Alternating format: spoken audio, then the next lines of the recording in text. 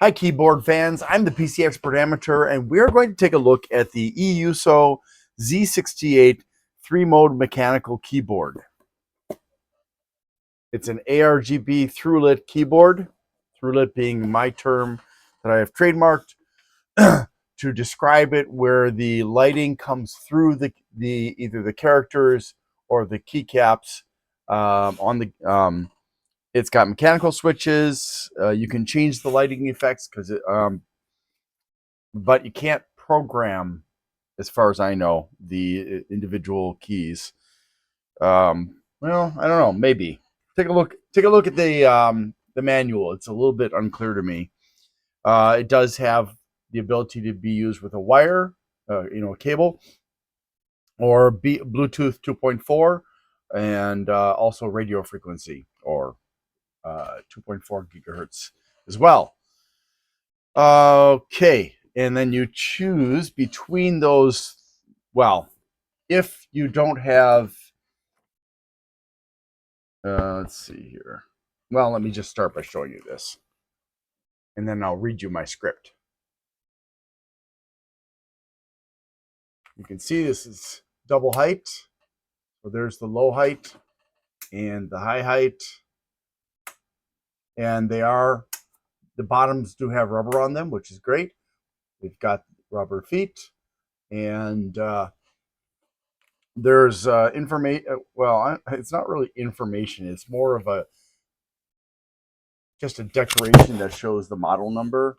It's kind of, to me, it's kind of cheesy. The on-off button, or not really on-off, but the button to switch between Bluetooth and radio frequency is right here, or not button, but switch. And the dongle is right here. And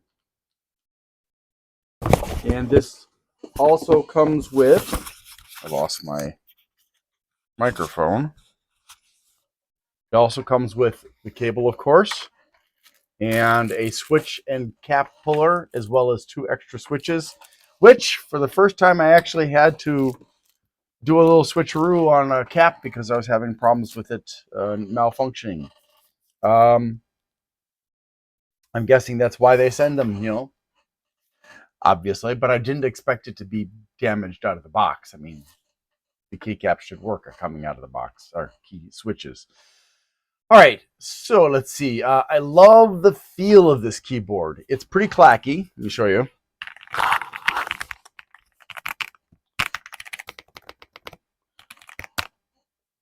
And which I don't care about, but anyone sensitive to noise is potentially going to be irritated by it. I absolutely hate the keycaps, since the characters, are on the fronts. I'm having problems this morning, instead of the tops, and they do not show any special key presses. Nothing about the lighting or anything, not even on the function keys.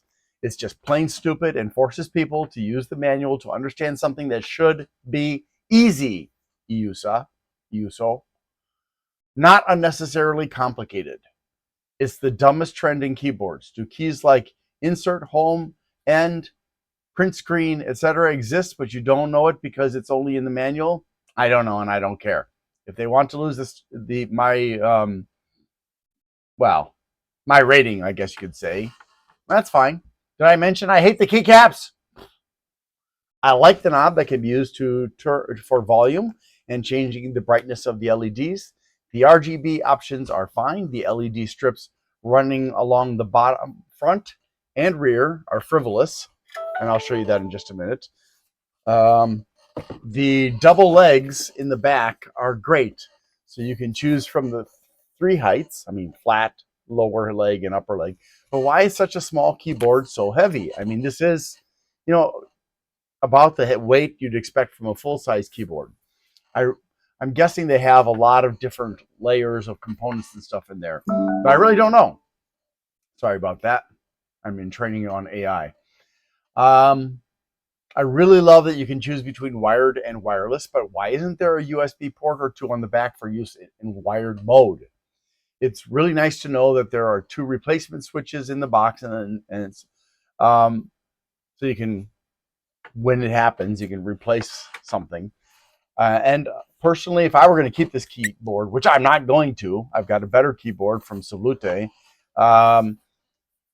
I would definitely switch out all the keycaps for ones that are made reasonably instead of stupidly like this. Ultimately, this keyboard would do much better with better keycaps. It really does feel good, and I had no problems typing and gaming. So one more look.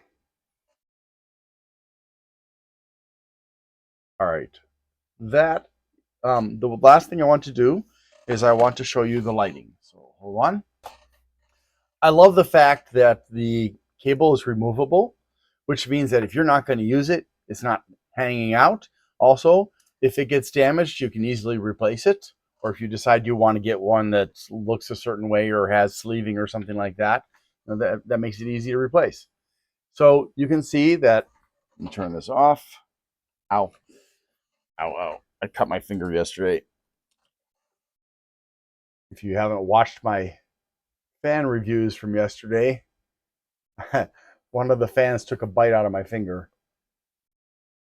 So there's that. And then you can see, if you look if you have your keyboard flat, it's going to be somewhat easy to see the keys, but I keep my keyboard on an angle, something like that. And that makes it kind of difficult to read. I mean, if you look at it, let's see, I'm going to see how low I can get this for you. If you look at it from this angle, and this isn't even where I have my keyboard actually. I mean, I put my keyboard, it's way down here. So it's really hard to actually see the characters on the front of the keyboard. And if you have your keyboard this high, you're messing up your arms. That's not good. So it really is irritating. I mean, there's nothing wrong with the lighting, and you can do interesting things with the modes of lighting and stuff like that.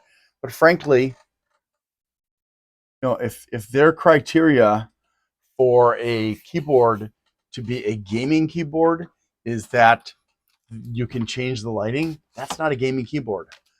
Now, again, I am not a serious gamer. I'm a casual gamer. I use it to blow off steam, get rid of anxiety, or get my mind off of anxiety, I should say. And so for me as a casual gamer, I didn't notice any problems with this keyboard.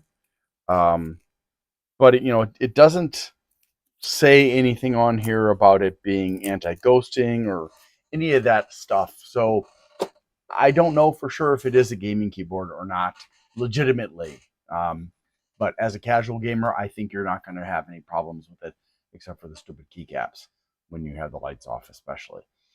That's it. Thanks for watching, and I hope you have a great day.